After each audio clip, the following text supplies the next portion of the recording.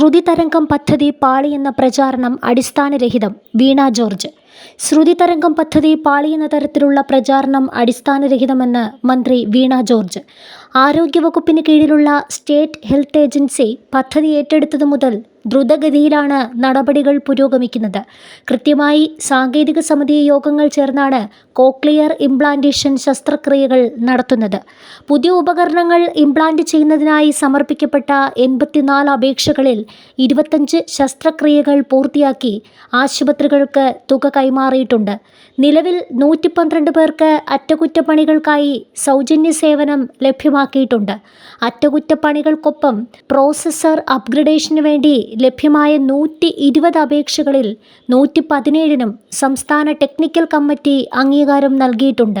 ഇവയും സമയബന്ധിതമായി പൂർത്തിയാക്കും. അർഹരായ എല്ലാ കുട്ടികളെയും പരിഗണിക്കാനുള്ള നടപടികൾ പുരോഗമിക്കവേ ഇത്തരം പ്രചാരണം കുട്ടികളെയും രക്ഷിതാക്കളെയും ആശങ്കപ്പെടുത്തുമെന്നും മന്ത്രി വ്യക്തമാക്കി. ശ്രവണ വൈകല്യം നേരിടുന്ന 5 വയസ്സിൽ താഴെയുള്ള കുട്ടികൾക്ക് കോക്ലിയർ ഇംപ്ലാന്റേഷനും അനുബന്ധ സേവനങ്ങളും സൗജന്യമായി ഉറപ്പാക്കുവാനായി സംസ്ഥാന സർക്കാർ ആവിഷ്കരിച്ച് നടപ്പിലാക്കുന്ന പദ്ധതിയാണ് ശ്രുതിതരംഗം. എംപാനൽ ചെയ്ത 6 സർക്കാർ സ്വകാര്യ ആശുപത്രികളിൽ നിന്നും സൗജന്യ ചികിത്സ ലഭിക്കുന്നുണ്ട്. നിലവിൽ ഇംപ്ലാന്റ് ചെയ്ത ഉപകരണങ്ങളുടെ അറ്റകുറ്റപ്പണി, പ്രോസസ്സർ അപ്ഗ്രഡേഷൻ എന്നിവ സമയബന്ധിതമായി നടപ്പിലാക്കാനായി സ്റ്റേറ്റ് ഹെൽത്ത് ഏജൻസി കമ്പനികളെ കണ്ടെത്തി KMSCL മുഖേന ടെൻഡർ നടപടികൾ പൂർത്തിയാക്കിയിരുന്നു. മുൻകാലങ്ങളിൽ നിന്നും കുറഞ്ഞ നിരക്കിലാണ് ഈ കമ്പനികളെ തിരഞ്ഞെടുത്തിട്ടുള്ളത്.